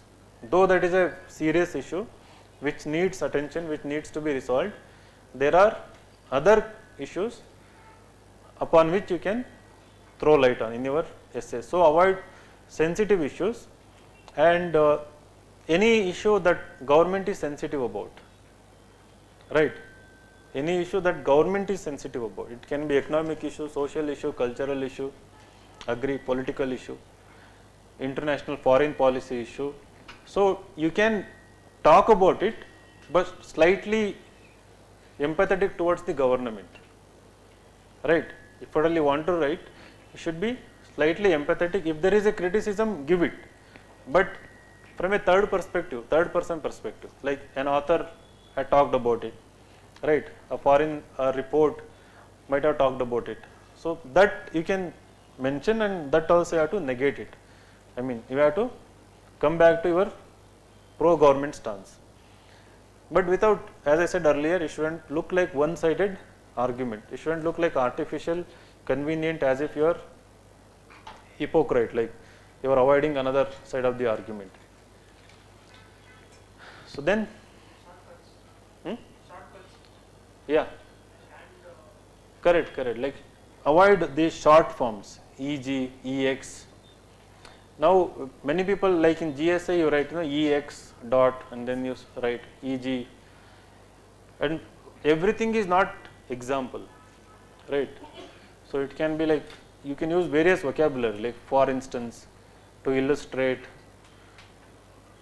to substantiate, to justify, right? To explain, for example, right? To quote, to, like this. It can be many things. Throughout the essay, you can go for these kind of different vocabulary rather than this thing. So this is another mistake. Another mistake is that if the word is a knowledge or something in the so what they do is that whatever word is there in the topic, they use the same word throughout the essay. The same word, like literally hundreds of times the same word will be repeated, right? If the word really doesn't have any alternative, then it is fine. If it doesn't have a synonym, if it doesn't have a related word, then it is okay. If it doesn't have a related concept. If you can find at least 3-4 related concepts or related words, synonyms for the same word, so try to use them throughout the essay, not just like the same word repetitively. It becomes irritating, to read it.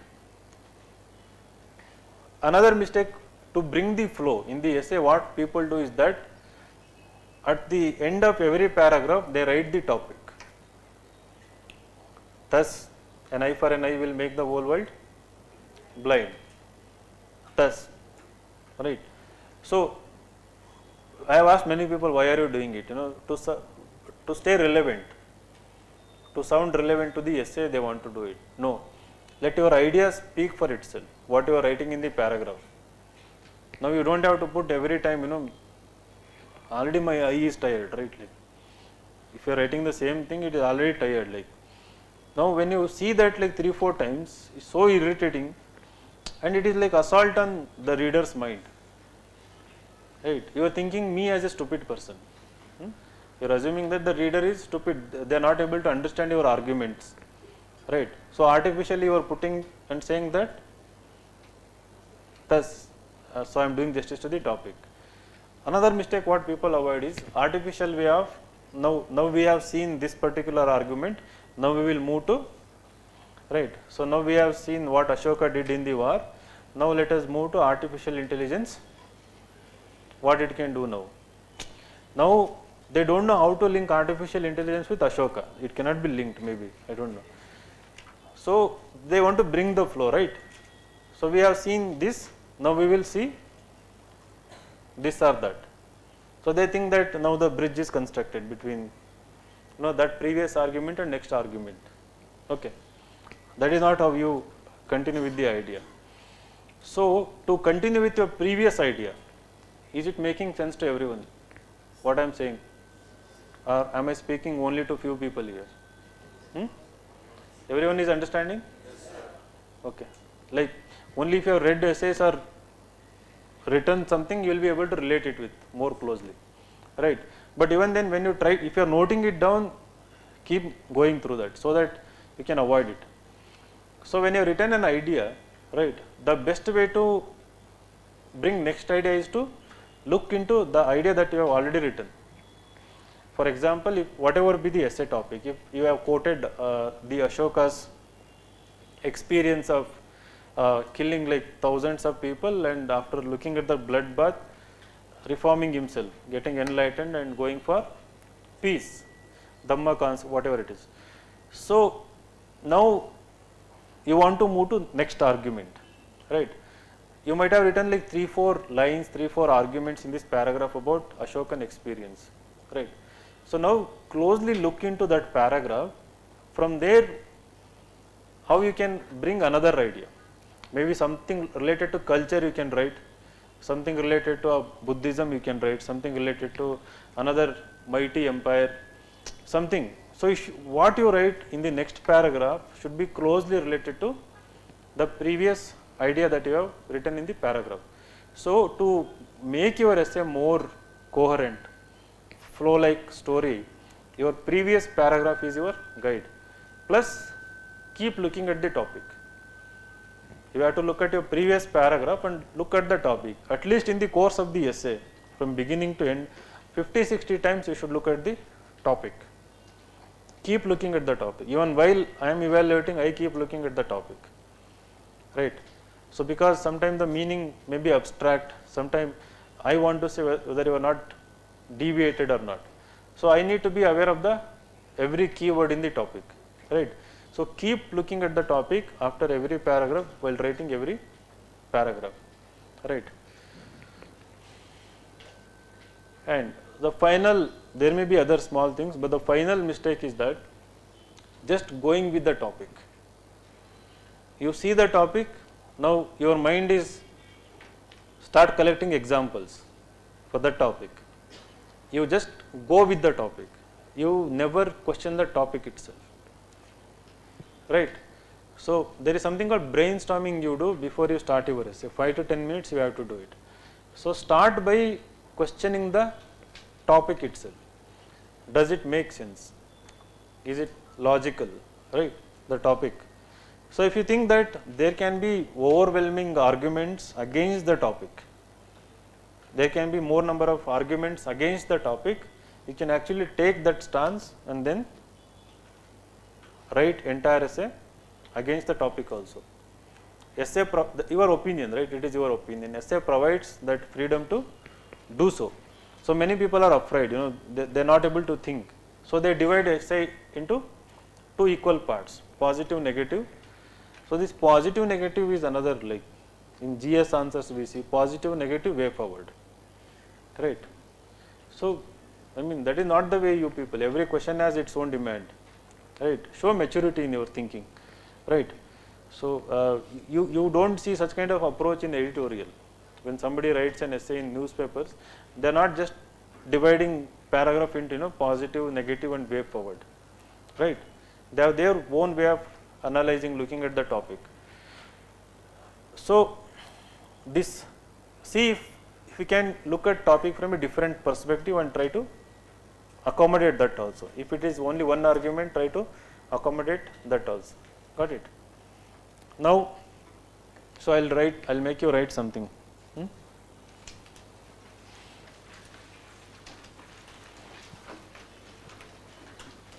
So you have to write like 1 page, 90 to 100 words, an introduction, right?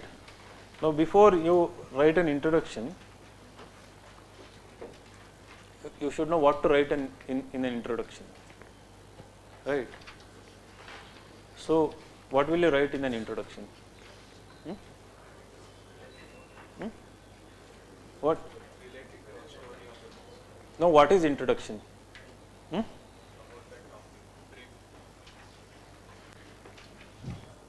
What is introduction? Like if I ask introduce yourself, what will you say? My name is Bond, James Bond. And then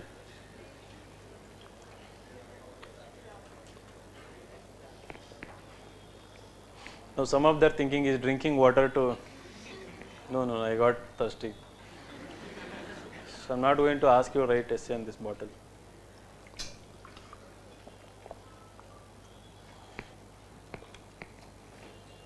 You can scold me, but I never come prepared for any of these things. Next batch I am not going to tell the same things. It is totally different. I mean, the core will be same. The way it goes is totally different, right? So I like to, though it is not so good, like to think in that moment and say something, right? So that is how it actually helps when you interact with students. So that is how you can bring individuality. So when I am looking into your essay, I have to look from your perspective, right? So I cannot think from previous essay and tell you, he has written that example, you also write that example. So now on what topic you will write and what should be there in the introduction. So I'll come to the topic. So in the introduction, there should be like 3 core things.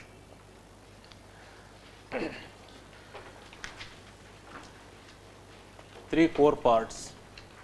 So another mistake you write, avoid things. In your essay when you are writing, the mistake is, the thing can be replaced with any other word. So if you come back and see, the thing can be replaced with so many other words in the context where you are using it. So we use it in regular conversation, so not from English medium. So there should be 3 parts in the essay introduction. One is, again, what should be the nature of introduction? The nature of introduction should be, it should be thoughtful. So not positive or anything, it should be thoughtful. What should be evident in the introduction is that your thinking process should be evident in the introduction, that you have written a thoughtful line, you have written certain ideas which are making me think, right? And all these thoughts and ideas are in the direction of introducing your entire essay in 90 words. So what you are going to bring in the body, conclusion, throughout the essay, you are kind of giving hint in the introduction. So in the introduction, you are bringing a bigger picture, a broader idea in the introduction, not any random statistics or data or a very specific example. No, don't bring examples in your introductions. So the 3 parts are, one is context, right? So every topic will have context, right? Every topic will have certain context. So you might have heard contextualizing something, right? So if I give any topic, can you contextualize it? In what context you want to see that topic? So somebody say it can be historical context, or in the context of humanity, in the context of certain values, in the context of present times, right? In the context of the future, whatever it is. So you can fit that topic into certain context. It can be a bigger issue, global issue, it can be pollution related, it can be climate change, right? So the context is nothing but an issue which is going on, which happened in the past or something.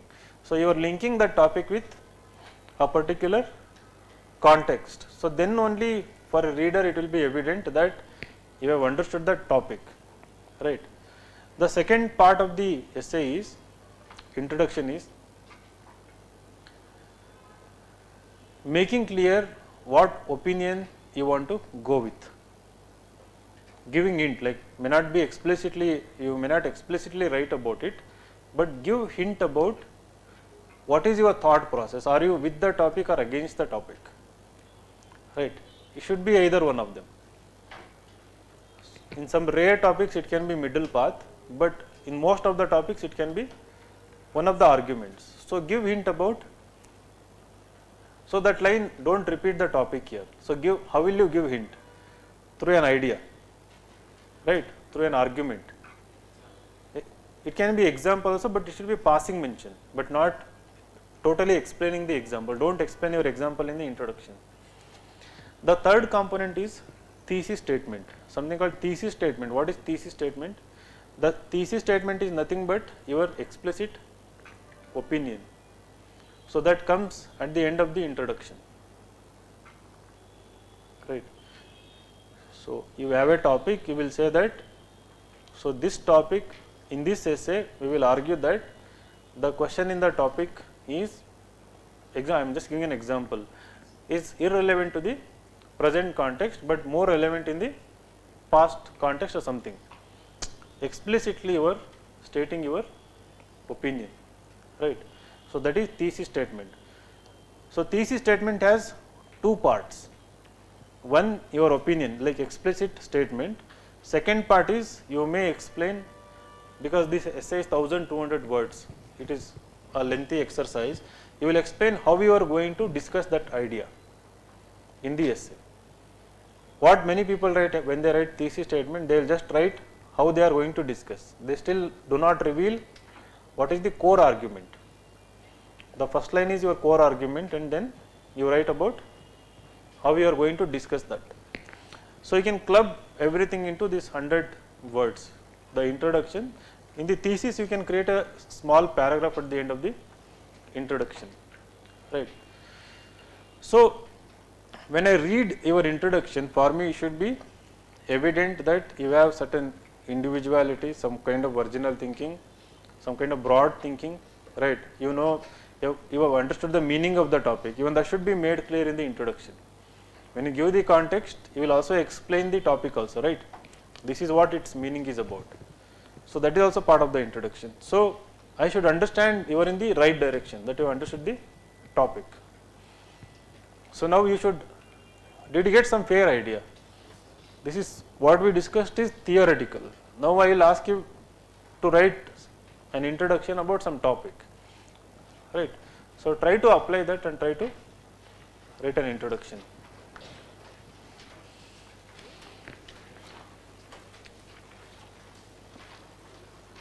Right. So all of you are looking at the digital camera, the camera.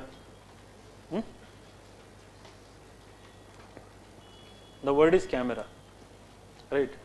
So that is what is, it's a digital SLR. What is SLR? Single lens. What? It's called digital SLR, right? Even I don't know. Yeah, R I forgot. What is R? Reflex. Leave it. Now the topic for you is camera, right? It's a single word topic, camera. So I will say start and you have to start. So you can start writing introduction on camera. Just like one page, 90 to 100 words. There should be a context, there should be an idea component. Now you have understood what is camera is, that should be there. And then what you want to write about the camera, the thesis statement. You can go with different opinions now, right? And remember all the things I told you about, the mistakes to avoid, right? Yes, you take 5 minutes of your time, start now. And I will randomly take up your camera introduction and read.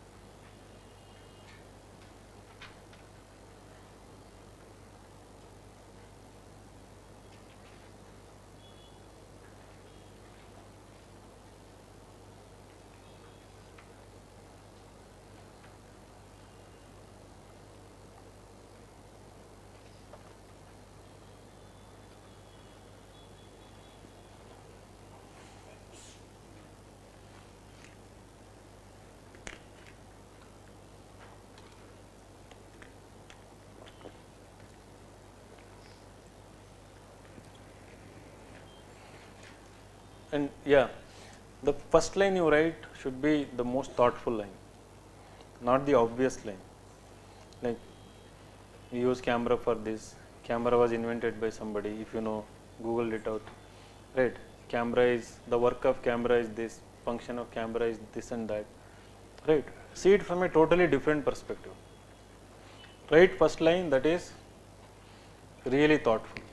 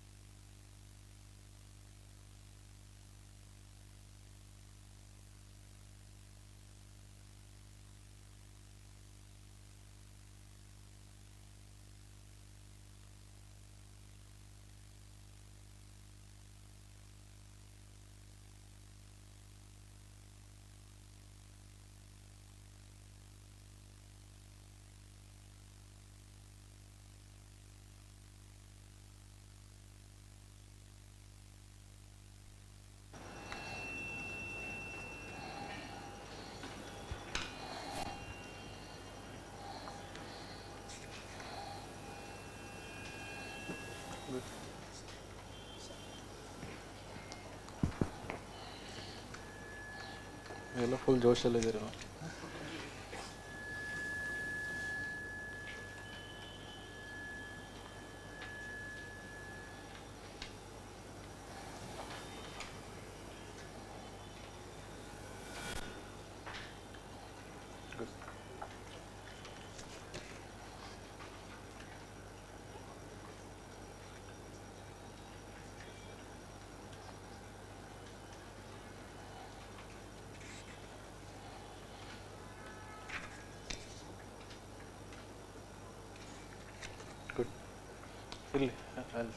I'll discuss few things.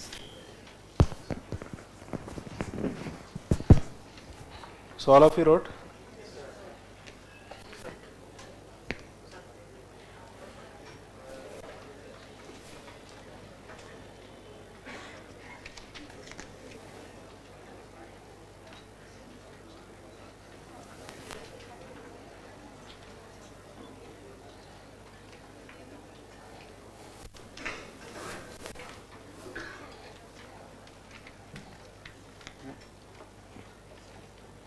Really? Wrote full essay or what?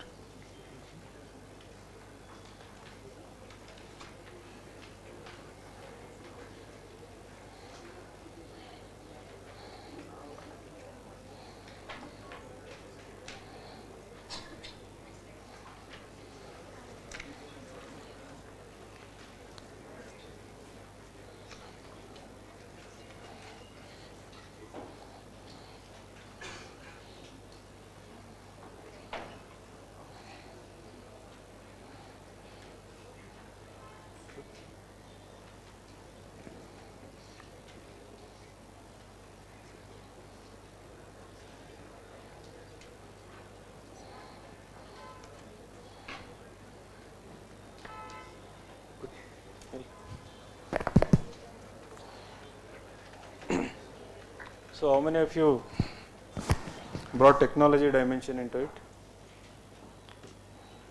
Good. So how many of you brought something related to education, entertainment? Education, entertainment. Okay. And then anybody has written completely radical idea? Space.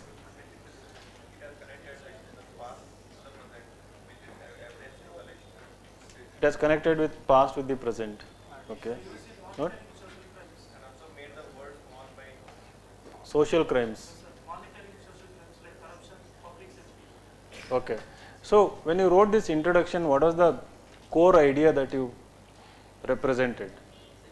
Like, did you identify which core idea you wanted to focus? So one is a security, and then digitalization, digitizing everything, making things more permanent, right? And then life after death. Good. So that could have been a good line in the beginning. Occupation. Okay. As an employment, job. How? The world without camera is colorless. Nice. Human?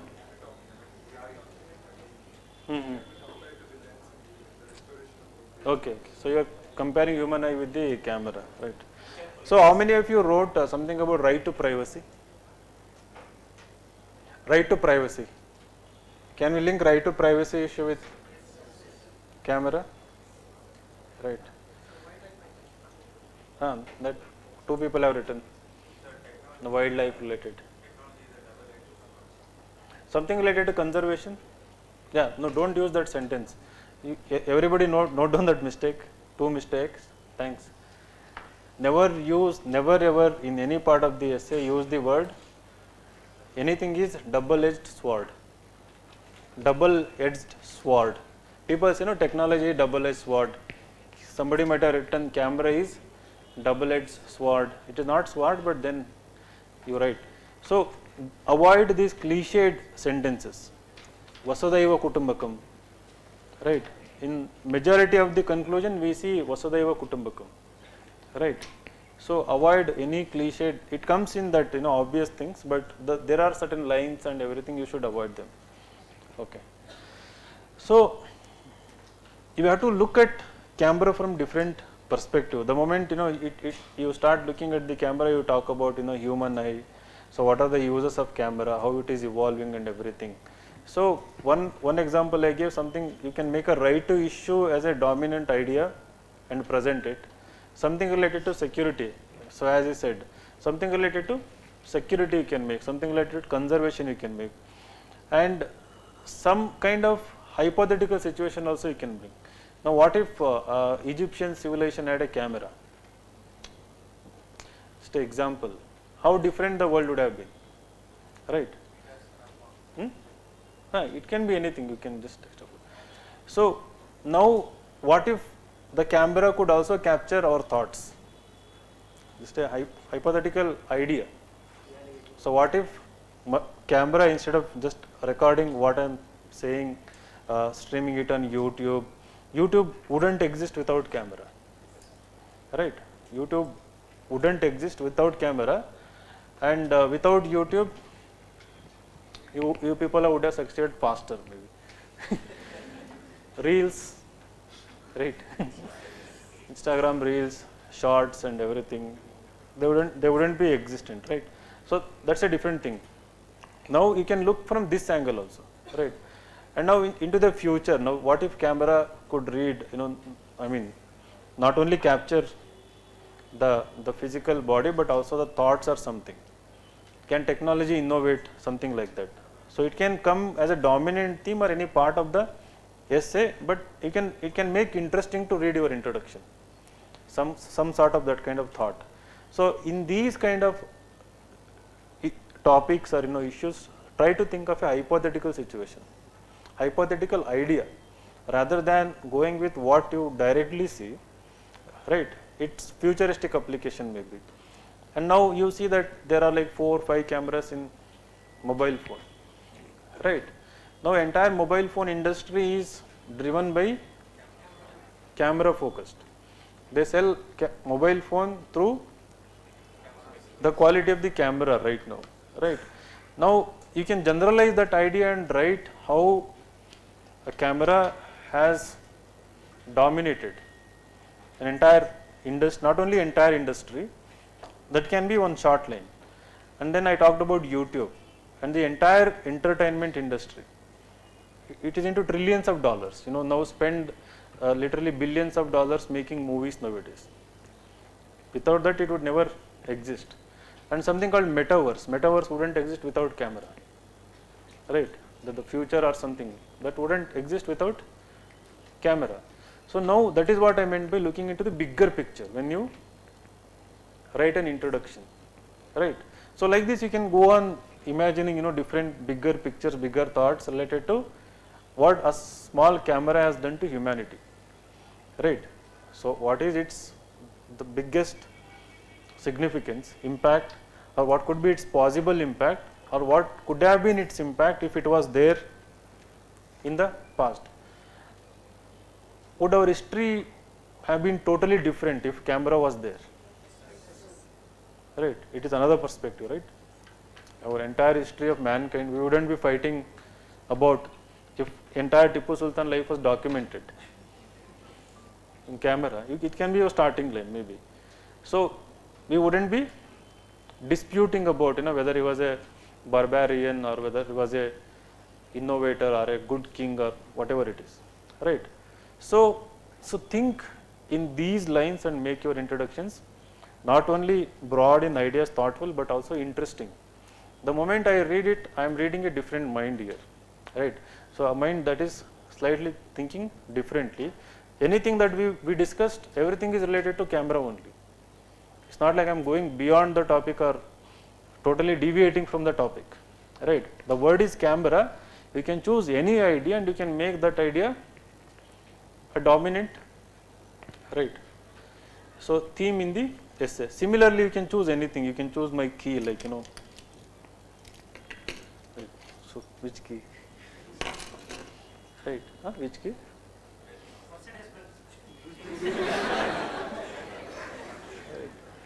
right? And you can write about me also.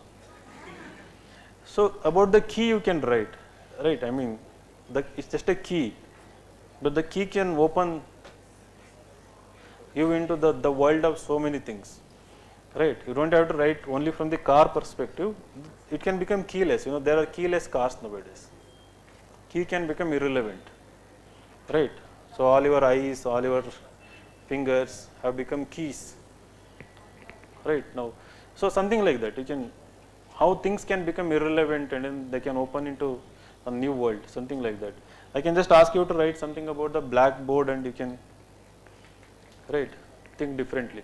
So the key to writing a good essay, a better essay is to think differently, right, slightly. So that is what herd mentality does, harm to you. So when you think linearly, so going by what you see literally, so then they become uninteresting and it will be evident that, you know, what I am going to expect is the obvious things, not something different. So somebody might change that perception, you know, you will have that opportunity to change your perception. Now doesn't mean that you stop at introduction and, you know, not move forward, right. So what I am trying to say is that in the beginning when you write, you will start with the obvious thing that is obvious, continue like that, but as you write more and more essays, try to bring that kind of element. So now don't try to do it in the very first essay, try, but you don't have to stop. Because you are not getting those thoughts doesn't mean that you stop writing it, right.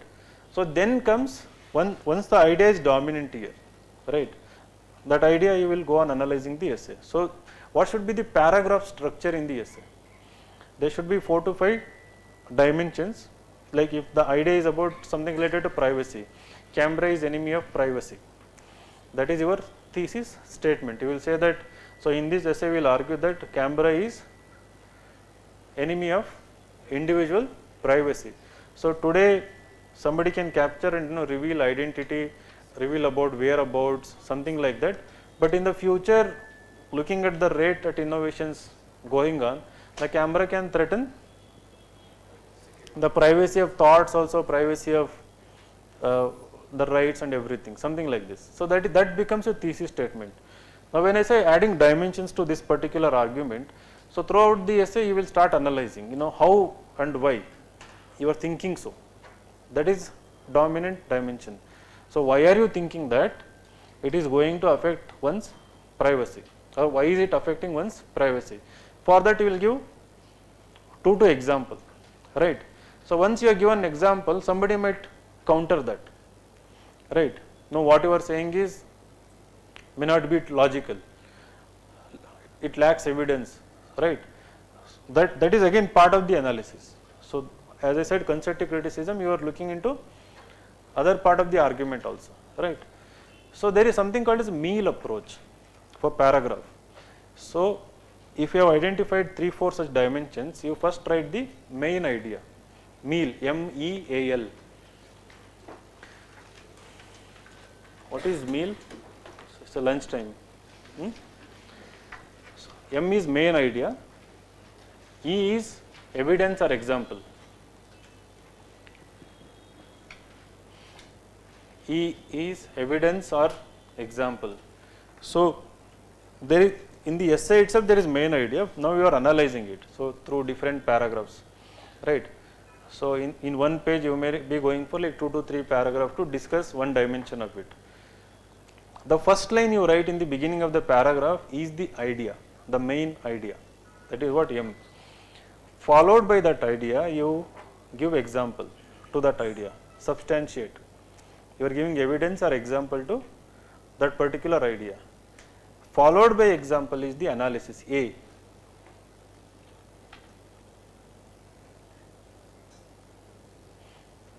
And followed by A is L is lead. It is leading to next argument, right. So related to the previous idea, you are writing a line which can lead to next idea, so that there is continuity. The next main idea is related to this L of previous paragraph or M of previous paragraph, meal, I mean the main idea. So if you adopt this approach, your essay will stand out. Now what we see is only me in the essays. 99% of the people who write, AL is missing, only ME is there. Sometimes they don't even write main idea, but main idea is nothing but the topic, right?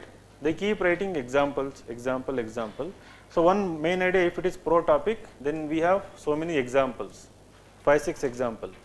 If the main idea is against the topic, you write the main idea, and then you have 3-4 examples. So there is no analysis, there is no coherence, because you are not giving any lead in your previous argument, so that next argument can pick up, write it. So try to go and continue this essay, or you can pick up different topic based on this approach. So in the conclusion, what will come is, for these kind of topics or any kind of topic, so conclusion is something where you conclude, but you keep the reader still thinking. You conclude. Conclusion is not summary of your entire essay. You are not summarizing your essay in like 4-5 lines. In conclusion, what you are writing is, you are bringing another new perspective related to the topic. It usually flows from all your previous arguments. It is not like totally different. People ask, I face problem in writing conclusion. If your body is problematic, then you will never write a good conclusion.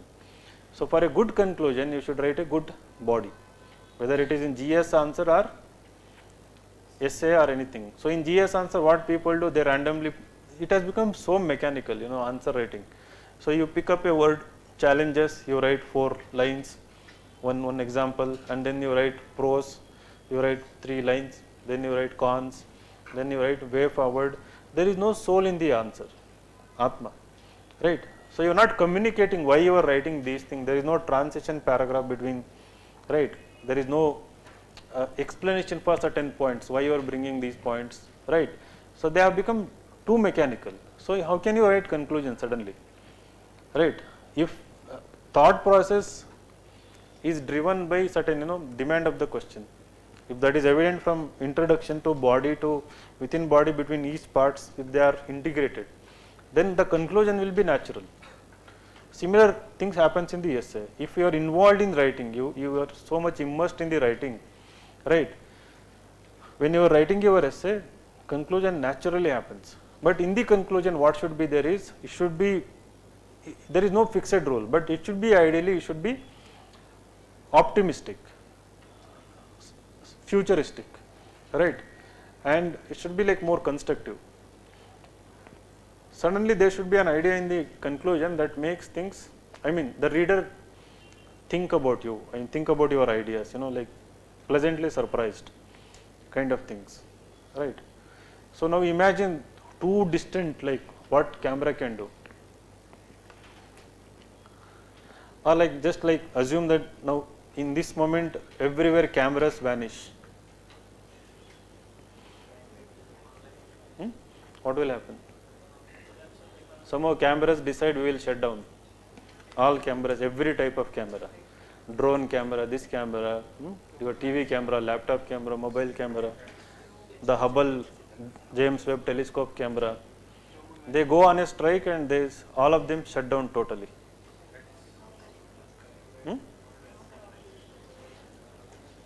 Various scenarios, right? You can imagine various scenarios. So that can be a better conclusion for me, something that makes me thinking, right? So these are all I thought here. I didn't come prepared here. I read few essays and got ideas. Right. So not like that. I am trying to cultivate that thing, different thinking, slightly different thinking in everything we do. So it should be surprising, pleasant when you end it. So then I should appreciate, even if your body, even if your introduction is not, if it is mediocre, if it is not quality one, sometimes conclusion can overturn my opinion in your favor, right? Make me, like till then it has happened with so many times. In introduction I read, no, it's like 50 mark kind of essay. So in the body suddenly they start increasing the promise, right? Good. But then again in the conclusion it goes down sometimes. Sometimes what happens, body introduction is not good, but suddenly conclusion, they write something that should be there in the body. A very good idea that should be there dominantly, but there are no ideas, suddenly it comes in the conclusion. So then it gives a hint that the person has that analytical thinking, but somewhere has not refined or trained in that regard. Right? We tend to reward, like 50 can go into 60 or 65 marks. Now the whole discussion is towards getting you 70 to 75 marks in one essay. So your target should be 150 marks when you write essay next year mains.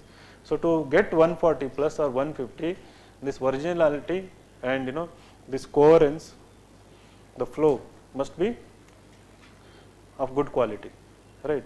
So if you bring them in your essay, all it requires is slightly different thinking. So once you slightly think differently, you can gather examples, right? You have so many examples, so many resources, and start bringing them in your essay. It becomes not only interesting to read, but in a way for you, it changes everything, boosts your confidence, and so beyond IAS, beyond UPSC, you will carry it forward, right? So in administration, the good writers are respected a lot, good thinkers, right? So and through your thinking, through your original individual thinking, you can find innovative solutions as an administrator, right? So now come out of this herd mentality, look at the bigger picture, right? You will become good administrator, and that will be recognized and rewarded as well. And you have to differentiate yourself when you are in the administration. You should not be another IAS officer, another IPS or another IFS officer, right? So let that start from now. Read extra, write regularly, and be ambitious in your thinking, right? So Avinash, he gave me a book. Avinash, who got 147 in essay, rank 31. So he gave me 2 books. In one of the book, he wrote that, thank you, sir, for, he said, for constantly telling me to think big, inculcating that thinking big aspect in me or something. So I was very happy, because we keep telling these things to everyone, but for somebody it made an impact, right, and stayed with him. Got it? So hope to receive many books from you people with such kind of quotes in the future. You can all do it, right? Okay, thank you. So see, in my classes I won't give you a formula. I won't tell you write only this essay and all. So there should be, your originality should be evident. So in that regard, you constantly try. So it won't happen within 1 month, 2 months. It's a process. Focus on the process.